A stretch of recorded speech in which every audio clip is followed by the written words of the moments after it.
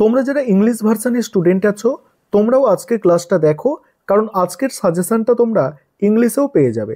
আজকে যে বিষয়টা নিয়ে আলোচনা করব, তোমাদের প্রথম সেমিস্টারে কমন ভ্যালু অ্যাডেড কোর্সের মধ্যে একটি সাবজেক্ট হচ্ছে পরিবেশবিদ্যা অর্থাৎ ইএনভিএস।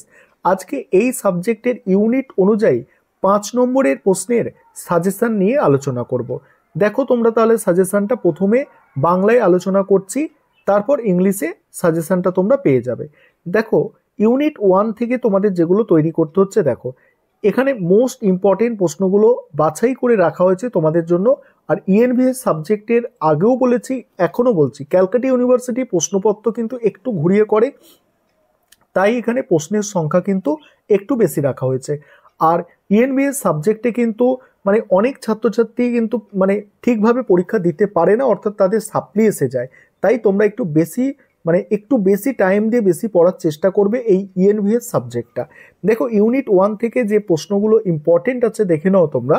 প্রথম প্রশ্ন, পরিবেশ বিদ্যা সংজ্ঞা দাও, মানে কাকে বলে এবং এর গুরুত্ব। পরের প্রশ্ন হচ্ছে পরিবেশবিদ্যার বহুমুখিতা সম্পর্কে আলোচনা করো। তারপরের প্রশ্ন পরিবেশবিদ্যার পরিধি আলোচনা করো। পরের প্রশ্ন আছে স্থিতিশীল উন্নয়নের ধারণা মানে কাকে বলে, আর স্থিতিশীল উন্নয়নের লক্ষ্য বা গুরুত্ব একই জিনিস। মিশন লাইফ আর লো কার্বন লাইফস্টাইল সম্পর্কে আলোচনা করো। এবার ইউনিট 2 আলোচনা করব, তার আগে তোমাদের কোয়েশ্চেন প্যাটার্নটা একটু বলে নিই।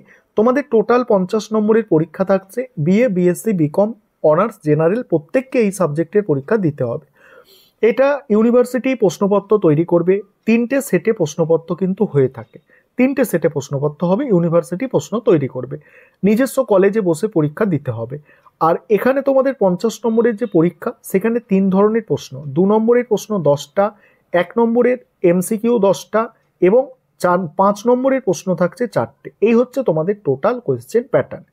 এবার তোমরা ইউনিট 2 এর সাজেশনটা দেখো। এখানে দেখো বাস্তু সংস্থান, বাস্তুতন্ত্র, বাস্তুতন্ত্রের পরিষেবা কাকে বলে। পরের প্রশ্ন হচ্ছে বাস্তুতন্ত্রের গঠন ও কার্যাবলী আলোচনা করো। নেক্সট খাদ্য শৃঙ্খল ও খাদ্য জাল সম্পর্কে আলোচনা করো। পরের প্রশ্ন জনসংখ্যার বাস্তুবিদ্যা ও সম্প্রদায় বাস্তুশাস্ত্র কি। পরের প্রশ্ন বাস্তুতান্ত্রিক প্রজাতির পরিবর্তন কি। নেক্সট বাস্তুতন্ত্রের শক্তির বহমানতা কি। এবার 3 নম্বর ইউনিট দেখো। তার আগে আরেকটা বিষয় বলার আছে, তোমাদের জন্য স্টাডি মেটেরিয়াল তৈরি করা হয়েছে। তোমরা যদি কেউ স্টাডি মেটেরিয়াল পারচেস করতে চাও, স্ক্রিনে যে নম্বর দেখতে পাচ্ছ এই নম্বরে যোগাযোগ করে স্টাডি মেটেরিয়াল পারচেস করতে পারো। এবার 3 নম্বর ইউনিট থেকে তোমাদের যে প্রশ্নগুলো তৈরি করতে হবে সেগুলো তোমরা দেখে নাও।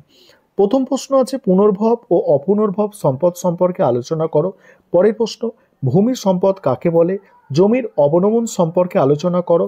নেক্সট প্রশ্ন ভূমিক্ষয়ের কারণ আলোচনা করো। পরের প্রশ্ন মরুকরণ কারণ আলোচনা করো।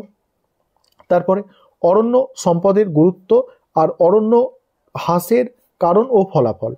পরে দেখো তোমাদের পরে যেগুলো আছে প্রশ্নগুলো প্রবাহিত ও ভূমিনস্থ জলের মানে এটা ভূগর্ভস্থ লিখবে, ভূগর্ভস্থ জলের অতিরিক্ত ব্যবহার আলোচনা করো। খরা বন্যার কারণ আলোচনা করো। শক্তি সম্পদ কাকে বলে, শক্তি উৎপাদনে পরিবেশের প্রভাব।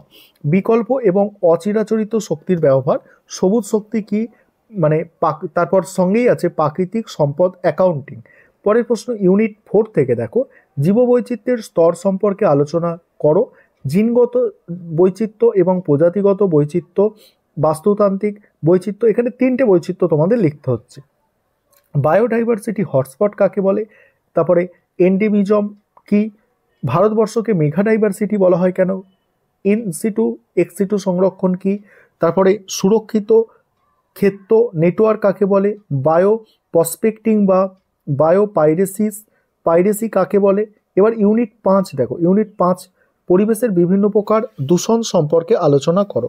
পরের প্রশ্ন আছে বায়ু দূষণ, জল দূষণ, মাটি দূষণ, শব্দ দূষণ, সমুদ্র দূষণ, এগুলোর কারণ আর ফলাফল। তারপর বিপজ্জনক বর্জ্য এবং মানুষের স্বাস্থ্যের ওপর ঝুঁকি। পৌর বর্জ্য, বায়োমেডিকেল এবং ই বর্জ্যের নিয়ন্ত্রণ ব্যবস্থা। টিকা বিশ্ব উষ্ণায়ন পড়তে হবে, জলবায়ুর পরিবর্তন, ওজন গহ্বর, পরিবেশের অবনমন আর অম্লবৃষ্টি। এবার তোমরা যারা ইংলিশ ভার্সনের স্টুডেন্ট আছো তোমরা সাজেশনটা দেখো। 5 নম্বরের প্রশ্ন তোমাদের ইউনিট অনুযায়ী সাজেশন দেখে নাও। আমি ধীরে ধীরে স্ক্রল করে যাচ্ছি, তোমরা স্ক্রিনশট নিতে পারো বা দেখে নিতে পারো প্রশ্নগুলো। আর তোমাদের জন্য স্টাডি মেটেরিয়াল তৈরি আছে ইংলিশ ভার্সনে, তোমরা চাইলে স্টাডি মেটেরিয়াল পারচেস করতে পারো।